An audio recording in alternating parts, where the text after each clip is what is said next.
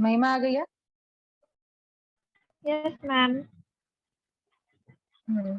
देखिए शेयर कर पा रहे हैं? No ma'am.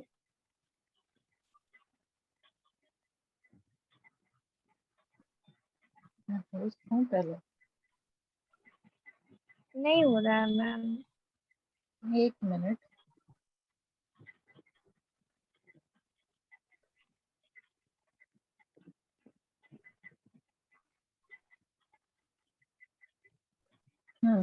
देखिए अब हो जाएगा। हाँ आ रहा है।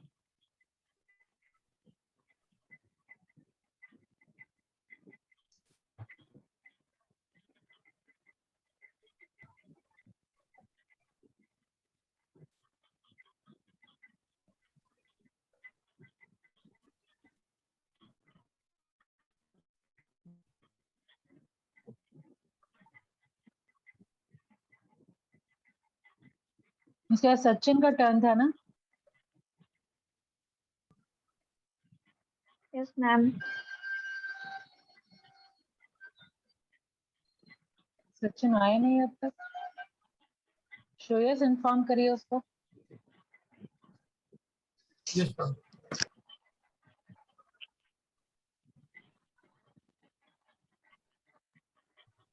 स्टार्ट करूँ ma'am?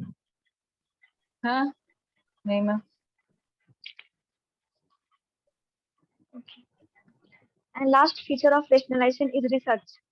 In rationalization, proper research of market and meet the demand of the people. Rationalization में हमेशा एक प्रॉपर रिसर्च होना चाहिए। इवन प्रोडक्ट को कंज्यूमर की चॉइस को लेकर, उनकी कन्वीनियंस को लेकर, प्रोडक्शन के आउटपुट्स को कैसे अचीवमेंट करना है, कितनी इफिशिएंसी के साथ कैसे लेबर को रिक्रूटमेंट करना है, ओवरऑल सारी चीजों पे रिसर्च करके तब रेशनलाइजेशन को इम्प्लीमेंट करना चाहिए पूरे होल इंडस्ट्रीज में। And benefits of rationalisation from producer point of view, increase productivity, use of modern and tools technology, reduce of the cost of production and reduce cost of production, ultimately profit increases. अगर हम modern tools और technology का use करेंगे तो profit cost of production कम होगा और profit increase होगा। Economic stability, rationalizations make a stability in the demand of production industry. Rationalizations stability लाता है between demand and production के बीच, मतलब whole industry की सप्लाई और कंज्यूमर के डिमांड के बीच एक स्टेबिलिटी क्रिएट करता है rationalization.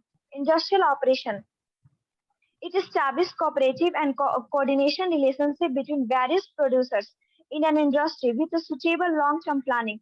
सारे प्रोड्यूसर, सारे फॉर्म्स के प्रोड्यूसर मिलकर एक इंडस्ट्री क्रिएट करते हैं और वो क्रिएट किए गए इंडस्ट्रीज में सप्लाई, कितना सप्लाई करना है और उस सप्लाई का क्या प्राइस, उस प्रोडक्ट का क्या प्राइस डिटरमाइन करना है, सारे प्रोड्यूसर मिलकर इस पे एक industrial operation, research based industrial operation work create करते हैं। From work point of view,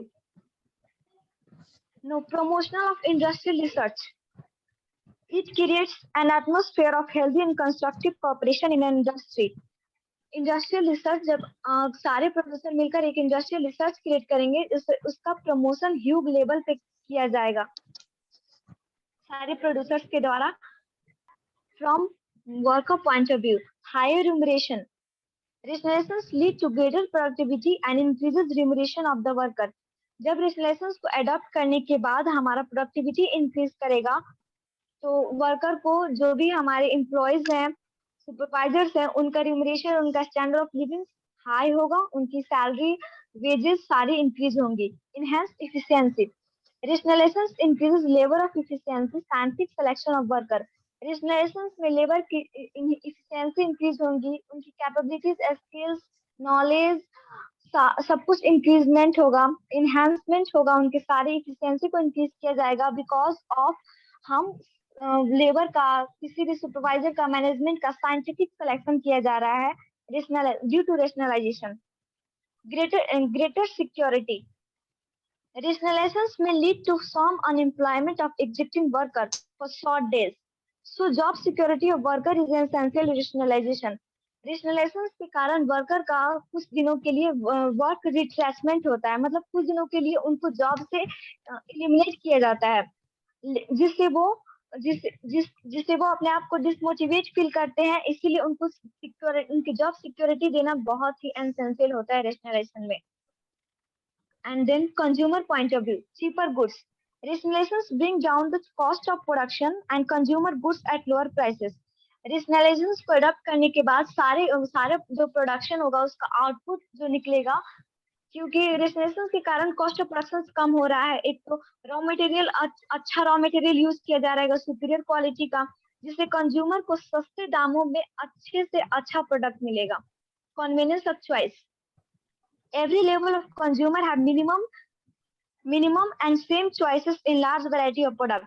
सारे कंज्यूमर का किसी भी इकोनॉमी या किसी भी सोसाइटी या नेशन का कंज्यूमर का वेरिएशन इन डिमांड होगा, वेरिएशन इन चॉइस होगा किसी भी प्रोडक्ट को लेकर, जिसमें अपने कोई भी अपने अकॉर्डिंग अपने चॉइस के अकॉर्डिंग अपने किसी भी प्रोडक्ट को चूज करेंगे। Better standard of living, Rationalization is instrumental in raising the standard of living of the consumer. Rationalization को अडॉप्ट करने के बाद सारे प्रोड्यूसर्स लोगों की, सारी लेबर्स लोगों की, वर्कर लोगों की, एम्प्लॉय की, सुपरवाइजर की स्टैंडर्ड ऑफ लिविंग इंक्रीज होगी, क्योंकि उनका इनकम इंक्रीज होगा। From nation point of view, higher national income, every firm use modern technology. Due to this, cost is decreases and higher income of labor of nation increases. Because of adaptation of rationalization in any industries, income of the whole organization, whole nation is increases, because volume of production increases and demand and supply is also increases. So it potential of income is also increases. Better export potential. Due to higher productivity in an economy, it raises the export potential and economy and open economy. क्योंकि rationalisation को adopt करने के बाद ज्यादा production होगा, domestic level economy के domestic level पे consumer का डिमांड फुलफिलमेंट हो जाएगा। देन बाकी का बचा हुआ आउटपुट जिसे हम अदर कंट्री में एक्सपोर्ट करेंगे, जिससे हमारी कंट्री की ओपन इकोनॉमी का डोर ओपन होगा, मतलब उसको हमारे अपनी किसी कोई भी कंट्री का ओपन इकोनॉमी क्रिएट करने की चांसेस क्रिएट हो जाएंगे। And then better national prosperity,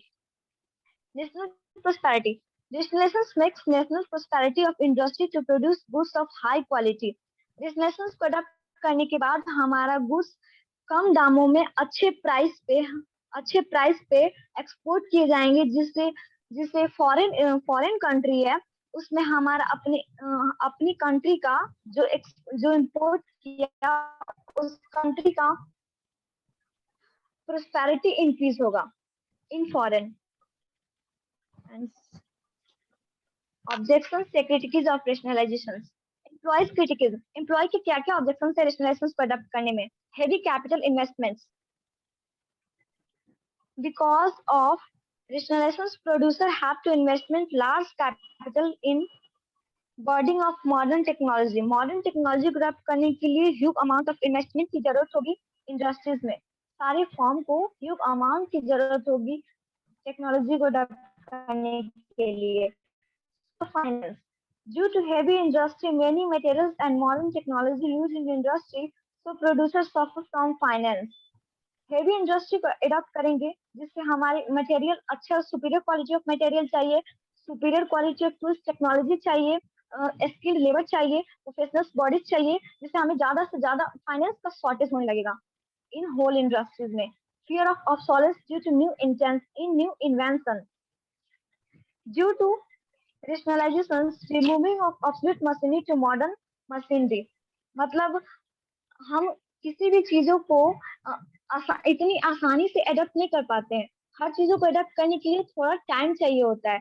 इसीलिए अगर कोई भी इंडस्ट्रीज आज suddenly modern technology, outdated technology को एलिमिनेट करती है, ऑब्सोलीट टेक्नोलॉजी को लाती है, तो थोड़ा उसे डर होगा न्यू इन्वेंशंस के कारण, न्यू इनोवेशन के कारण, नए नए आइडिया के कारण, कि कहीं वो लैक ना करे अपने टारगेट को अचीव करने में। Fear of demand for higher wages, Due to rationalizations, productivity of organizations will increase, demand for wages also increases. Rationalizations के कारण किसी भी organizations की income increase होगी, जिससे जिससे वर्करों के बीच में वेजेस की डिमांड भी हाई होने लगेगी, इसीलिए वो प्रोड्यूसर्स लोग, एम्प्लॉय लोग इसकी ऑब्जेक्शन इसके अगेंस्ट रहते हैं रेशनलाइजेशन के. Worker criticism, fear of unemployment. Due to new modern technology being in industry, this creates fear of unemployment. Modern technology को सीखने के लिए उनको कैसे इम्प्लीमेंट करना है, वर्कर के बीच स्किल की रिड्यूसमेंट होगी, उनका स्किल लैक करेगा, जिससे उनके बीच अनएम्प्लॉयमेंट का डर क्रिएट होने लगेगा. Fear of increases in workload due to higher wages to productivity, worker have to increase his workload. अगर रेशनलाइजेशन प्रोडक्ट करने के बाद प्रोडक्टिविटी, सारे प्रोड्यूसर लोग ज्यादा से ज्यादा आउटपुट चाहेंगे अपने वर्कर से, इसीलिए उनके बीच वर्कलोड ज्यादा हो जाएगा. Fear of exploitation. Worker oppose rationalizations means heavy workload exploit them. Worker के पास ज्यादा वर्कलोड होगा, जिससे उनका शोषण किया जाएगा. Gender objection. Rise in monopoly. Every industry increases their monopoly power in the market. सारे छोटे फॉर्म मिलकर एक बड़ा इंडस्ट्री क्रिएट करेंगे, जिससे वो अपने अकॉर्डिंग प्रोडक्ट को लॉन्च करेंगे, अपने अकॉर्डिंग प्राइस चार्ज करेंगे किसी भी कस्टमर, किसी भी कंज्यूमर से, जिससे पूरे इंडस्ट्रीज में, पूरे मार्केट में मोनोपोली क्रिएट होने लगेगा रेशनलाइजेशंस के कारण. Destructions of cottage small industries. Because of big and powerful industries combines, so destructions of small scale industries. Rationalizations को अडॉप्ट करने, rationalizations तो सबसे पहले तो rationalizations एक फॉर्म बेस्ड तो है नहीं, इंडस्ट्री बेस्ड है. इसीलिए जब छोटे फॉर्म मिलकर एक बड़ा सा इंडस्ट्री क्रिएट करेंगे, तो जो छोटे फॉर्म है उनका रिड्यूसमेंट होने लगेगा, जिससे जैसे इंडिया का एमएसएमई, अगर इंडिया को, जैसे कहते हैं इंडिया को अगर आबाद करना है तो एमएसएमई को बढ़ा दो, और इंडिया को बर्बाद करना है तो एमएसएमई को घटा दो. वैसे ही हमारा रेशनलाइजेशंस में होगा. Government policy. Many government policy rules and restrictions levied on industry. बहुत सारे रेशनलाइजेशंस को अडॉप्ट करने के बाद बहुत सारे rules, regulations, paper work, legal law, बहुत सारे रूल्स रेगुलेशंस इंप्लीमेंट होंगे प्रोड्यूसर्स को और इंडस्ट्रीज लेवल पे. And then last, relationship between rationalizations and scientific management. Scientific management around one particular unit only.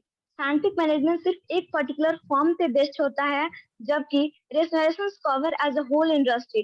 रेशनलाइजेशंस इस छोटे फॉर्म को, उस पर्टिकुलर फॉर्म को मर्ज करके एक बड़ा इंडस्ट्री क्रिएट करके एक इंडस्ट्री बेस्ड होता है. Scientific management covers only product department of industrial unit. Scientific management सिर्फ प्रोडक्ट डिपार्टमेंट पे फोकस करता है, मतलब इंडस्ट्री लेवल पे सिर्फ एक ही प्रोडक्ट, या तो वो शुगर कैन की फैक्ट्री हो या तो कोई भी कोल्ड ड्रिंक की फैक्ट्री हो, वो सिर्फ एक ही चीज पे फोकस करेगा. But rationalizations cover all functional area of management. Rationalizations सारे एरिया ऑफ मैनेजमेंट को कवर करता है, as like finance industries, marketing industries, production industries, advertising industries. But in scientific management पे सिर्फ एक पे फोकस होता है.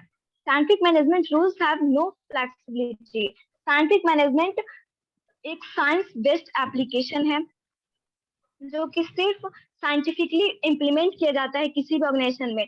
जो ये नहीं कि जो प्रोड्यूसर लोग या जो प्रोफेशनल कह दिया वो कह दिया, नहीं.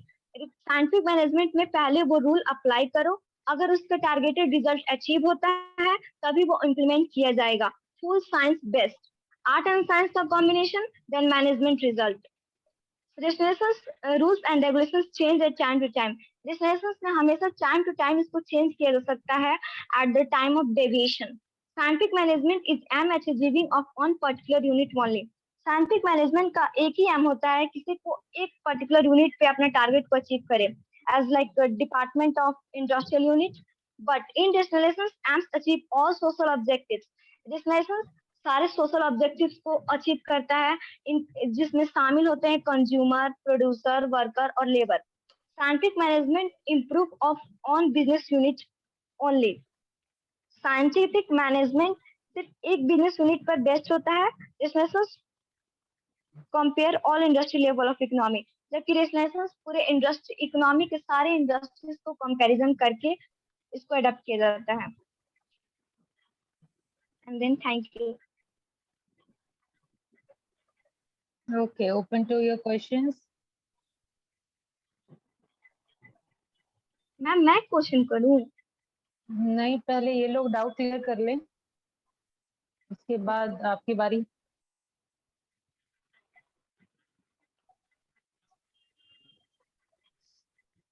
इसके प्रेजेंटेशन में कहीं डाउट कुछ हुआ हो तो?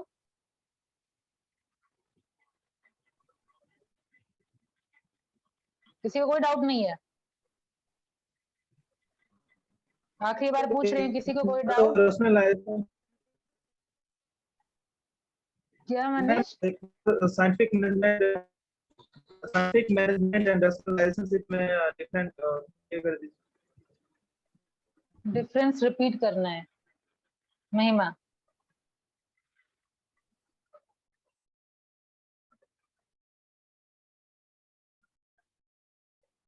Yes ma'am. डिफरेंस रिपीट करना है. Scientific management. Okay. Scientific management का जो स्कोप होता है वो सिर्फ पर्टिकुलर यूनिट पे बेस्ड होता है, जबकि रेशनलाइजेशंस का जो स्कोप होता है वो पूरे होल इंडस्ट्रीज पे बेस्ड होता है, जिसमें सारे छोटे छोटे फॉर्म मिलकर एक इंडस्ट्री क्रिएट करते हैं. Okay. And then cover. Scientific management covers only product department of industrial unit. Scientific management सिर्फ एक प्रोडक्शन डिपार्टमेंट को कवर करता है, एज लाइक वो फाइनेंस डिपार्टमेंट हो या marketing department, advertising department, production department या sales department. But in this lesson it cover all type of management, as like even at finance, production department, marketing, सारे को cover करता है rationalization and mechanization. Scientific management जो है वो rules and principal पे based है, क्योंकि टेलर ने जो प्रिंसिपल्स एंड रूल्स टेक्निक्स बताए थे वो सारे इंडस्ट्रीज, कोई भी इंडस्ट्री अगर साइंटिफिक मैनेजमेंट अप्रोच को अडॉप्ट करता है तो वो रूल्स एंड रेगुलेशन पे बेस्ड होता है, जो कि रिगिड होता है, फ्लेक्सिबल नहीं होता है, हमेशा एक एब्सोल्यूट रहता है. बट रेशनलाइजेशन को हम टाइम टू टाइम चेंज कर सकते हैं किसी भी टारगेट को अचीव करने के लिए इंडस्ट्रीज लेवल पे. ये हमेशा ध्यान देना चाहिए कि रेशनलाइजेशन इंडस्ट्रीज लेवल पे होता है और साइंटिफिक मैनेजमेंट सिर्फ एक फॉर्म होता है, एक ऑर्गेनाइजेशन या एक company. Objectives. Scientific management has aimed at achieve as objective of efficiency of on particular unit only. Scientific management सिर्फ एक ऑब्जेक्टिव को अचीव करता है और रेशनलाइजेशन पूरे सोसाइटी को, इकोनॉमी को, कंज्यूमर को, प्रोड्यूसर को और वर्कर को साथ लेकर चलता है. And industrial growth. Scientific management improve of one business unit only. Rationalizations improve all industry level of economy. Scientific management सिर्फ एक पर्टिकुलर यूनिट पे बेस्ड होता है. ये बार ये बात आ रहा है क्योंकि साइंटिफिक मैनेजमेंट सिर्फ एक फॉर्म के लिए नहीं किया जा सकता. इसको इंडस्ट्री पे अगर इम्प्लीमेंट करना चाहे तो पॉसिबल नहीं है, कभी भी पॉसिबल नहीं है साइंटिफिक मैनेजमेंट पूरे इंडस्ट्री लेवल पे अडॉप्ट करना, और रेशनलाइजेशन पूरे इंडस्ट्री लेवल पे अडॉप्ट किया जाता है.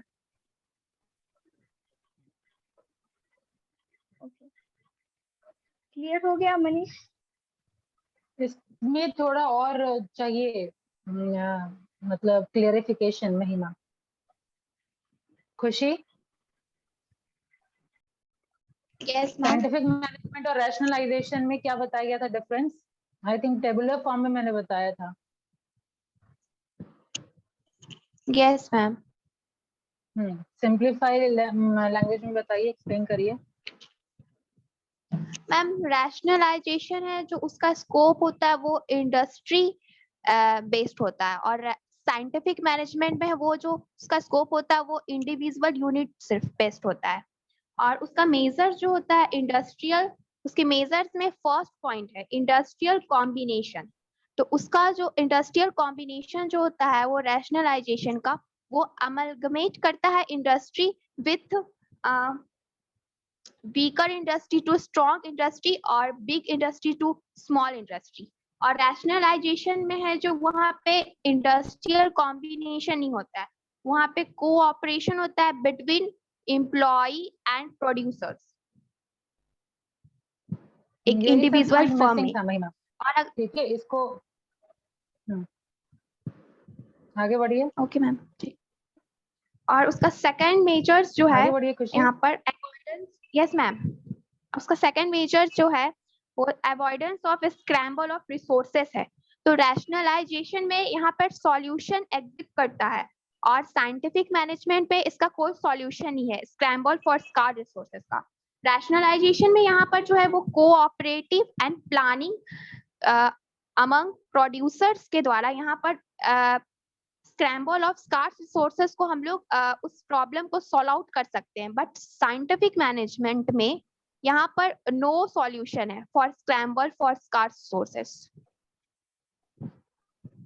ये सब चीज आपके मॉड्यूल में बहुत अच्छे से दिया हुआ है। सबका जो डिफरेंस है ये आपके मॉड्यूल में एक सबसे अच्छी बात क्या है कि इसमें प्रोड्यूसर्स के पॉइंट ऑफ व्यू से अलग दिया हुआ है, वर्कर के पॉइंट ऑफ व्यू से अलग दिया गया है। तो ये चैप्टर स्पेशली मेरे को बहुत अच्छा लगा आपके मॉड्यूल में।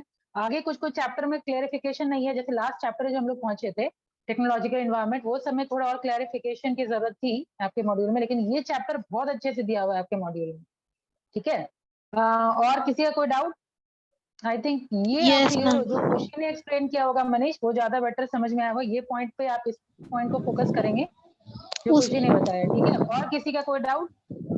मैम आप उससे भी ज्यादा डिटेल में आप मतलब डिफरेंस लिखवाई हैं रैशनलाइजेशन एंड साइंटिफिक मैंने तो मैनेजमेंट। जो बताया है ऑब्वियसली मैं सिलेबस खत्म की हूँ तब अब मैं आप लोग से पूछ रही हूँ, बिना पढ़ाए तो मैं आप लोग से पूछ नहीं सकती ना।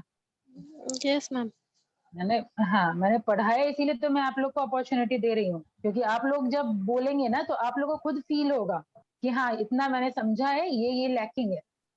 एक तरफा लेक्चर बस सुनने से आपको उतना पता नहीं चल पाएगा कि क्या क्या मैंने कैरी किया। अब क्वेश्चन अगर नहीं है तो मैं कुछ बोलूं? किसी का कोई क्वेश्चन नहीं है? नो सिर्फ मैम। मनीष का क्वेश्चन। ठीक है, अब महिमा आप सबसे पूछ लीजिए कि कितने बच्चे अटेंटिव थे आपके लेक्चर में, आपके प्रेजेंटेशन में।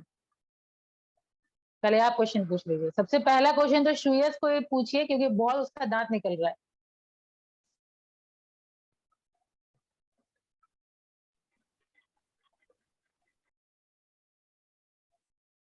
क्वेश्चन हम करें? हाँ महिमा आपको करना है, मन नहीं है तो मत करो, कोई दिक्कत नहीं। और पहला हम भी तो क्वेश्चन करते सुयश हैं। को जाएगा।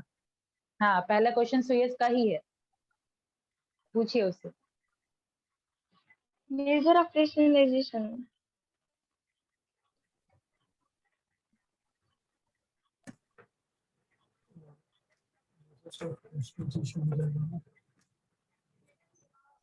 आखिर आप स्क्रैम्बल इतना फॉर डिस्ट्रैक्ट हो स्कार्स क्यों रहे रिसोर्सेस। थे सुयश? इतना डिस्ट्रैक्ट हो क्यों रहे थे? बहुत देर से मैं देख रही थी कि आप कंटिन्यूअसली हंसे जा रहे थे, क्यों? नो मैम, हंसी नहीं आ रहा था मैम। तो हम सिर्फ लिख कोई रहे थे ना आसपास है? मैम। नो मैम, कोई नहीं है। लिख रहे थे तो हंसी आ रही थी? नहीं नो मैम, वो मैम बोलते नहीं हंसते हंसते लिखना चाहिए, इजी हो जाता है। ओके चलिए तब आंसर दे दीजिए हंसते हंसते फिर। Scramble for scarce resources, ideal plant capacity, unnecessary varieties। Ma'am rationalisation का ही था मैम। अब ये मैम अभी महिमा है, महिमा से पूछे। महिमा यस मैम। श्रेयस पूछ रहा है रैशनलाइजेशन का ही ना? मैं तो सही तो बोल रहा हूँ ना मैम। इसको पता ही नहीं है कि क्वेश्चन क्या पूछा गया था। मेजर्स ऑफ रैशनलाइजेशन क्वेश्चन था। यस मैम, 3 पॉइंट बोला ना मैम। बस इतना ही है, सही है महिमा, इतना ही।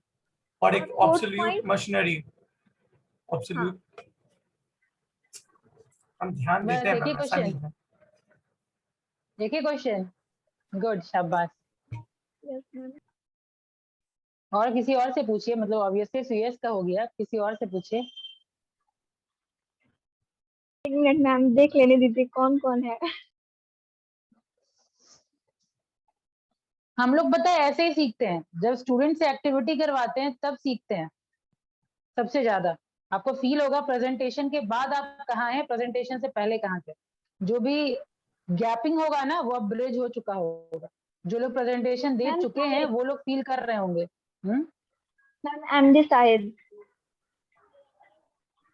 हाँ पूछिए। Techniques of scientific management. अरे मुझसे अभी मत पूछो, मैं नहीं था क्लास में। और कंटिन्यूअस। शायद आप ही लोगों के लिए ये हो रहा है, आप लोग शुरू में नहीं थे, इसीलिए मैं आपको उतना टफ टॉपिक मुझे नहीं याद है, शायद आपको दियो मैं टॉपिक। नहीं मैम, नहीं दिया। मतलब अब प्रेजेंटेशन सुनने में भी आपत्ति है आप लोगों को, जब पूछा जा रहा है तो हमसे मत पूछो। नहीं क्यों? मैम दरअसल मैं कंटिन्यूअस नहीं था आज क्लास में, इसलिए क्या बोल दिया। कंटिन्यू नहीं था मैम क्लास में। पहले इसीलिए तो प्रेजेंटेशन हो रहा है कि आप इसमें कम से कम ध्यान दें। आज की क्लास के दिया बोलो मैम, टुडे नहीं था इसलिए आज बोल की क्लास का साइंटिफिक मैनेजमेंट का पूछ रही है वो तो कल ही हो चुका था, कल भी नहीं थे। नहीं कल थे मैम। तो कल ही के टॉपिक से पूछेगी महिमा, पूछिए।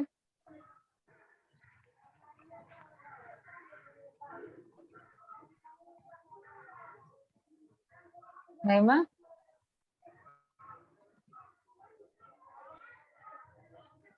Yes ma'am. एक तो कैमरा ऑफ रखते हैं, ये बहुत गलत लगता है मुझे, मैम किससे बार बार पूछना बोलना है? एक ही बात के लिए। शाहिद से शाहिद के तो लिए नहीं, पूछना, दूसरा शाहिद से टॉपिक। नहीं पूछना, जो कल प्रेजेंटेशन हुआ है उससे प्रिंसिपल बता पूछिए। दो। ओके, प्रिंसिपल बता दो साइंटिफिक मैनेजमेंट का।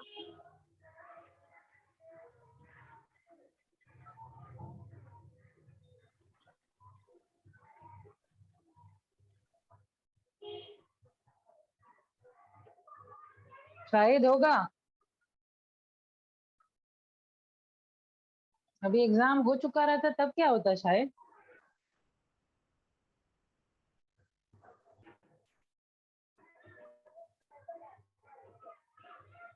मैम ऋषु से पूछ लीजिए मैम। पहले शाहिद से तो आंसर मिले, तो नाक कटाने वाला वो तो आंसर दे ही देगा। नाक कटाने वाला काम कर रहे हैं आप तो। एग्जाम का डेट अनाउंस होने के बाद आंसर नहीं आ रहा है तब तो दिक्कत है। 19 मैम, को मैं आप लोगों को, अदर पर एक मिनट, 19 को मैं से पूछे। आप लोगों को छोड़ी थी, 27 को पेपर होना था, मतलब अब तक आपका सब कुछ हो चुका होना चाहिए था।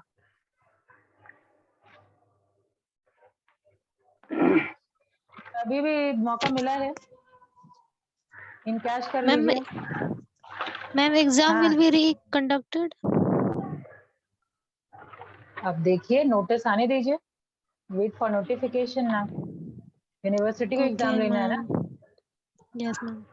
अभी कुछ भी प्रिडिक्टेबल नहीं है, अभी जो सिनारियो है एग्जाम्स अनप्रेडिक्टेबल। वगैरह होगा नहीं होगा कुछ आप प्रिडिक्ट नहीं कर सकते, या फिर प्रमोट बट कर दिया हमें जाएगा।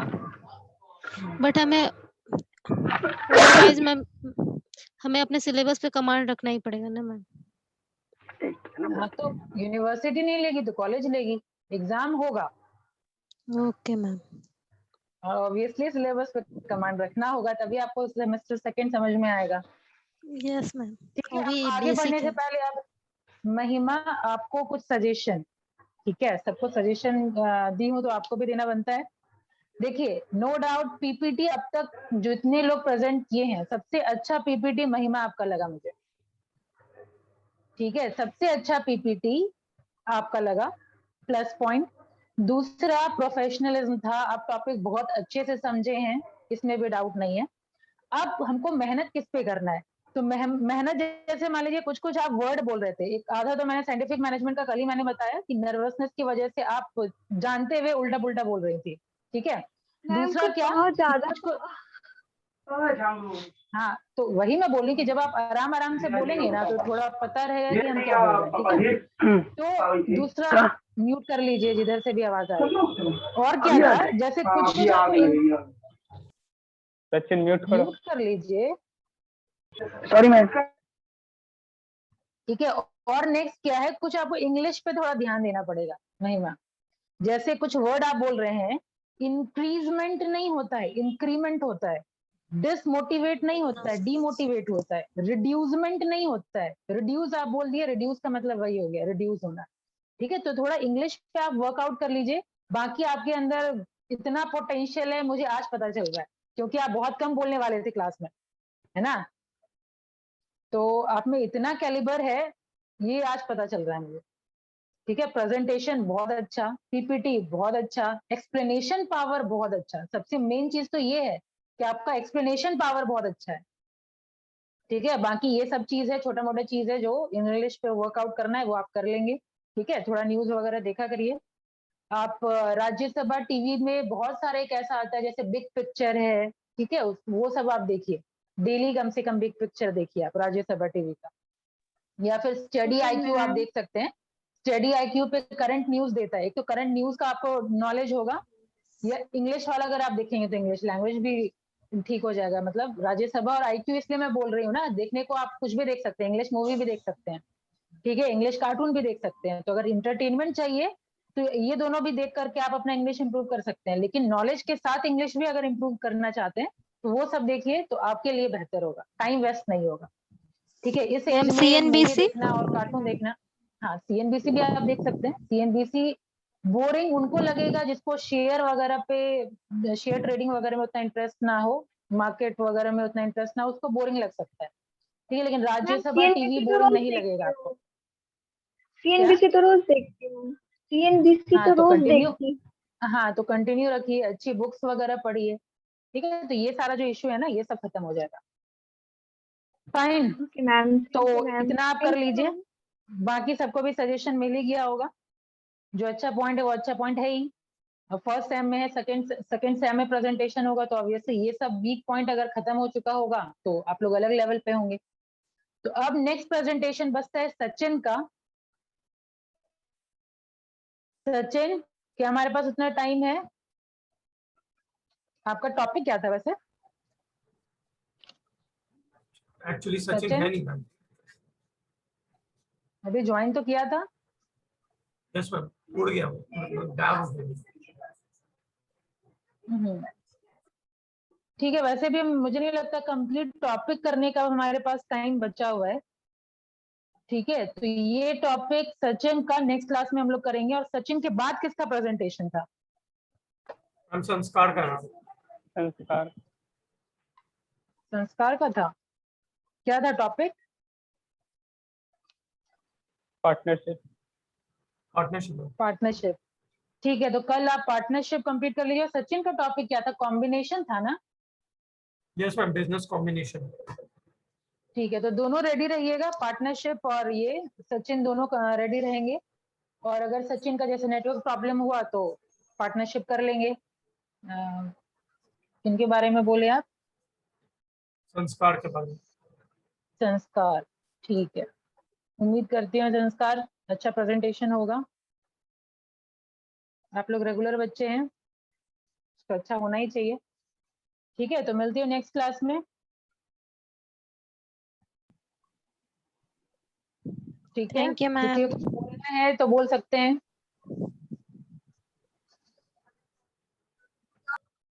और जो लोग बचे हुए हैं मैम प्रेजेंटेशन के अटेंडेंस। लिए वो लोग ऑटो। अटेंडेंस हो रहा है आप लोगों का? स्क्रीनशॉट लेती हूँ मैं, अटेंडेंस बन रहा है आप लोगों का, ठीक है। चलिए, thank you. Thank you ma'am. Thanks a lot ma'am.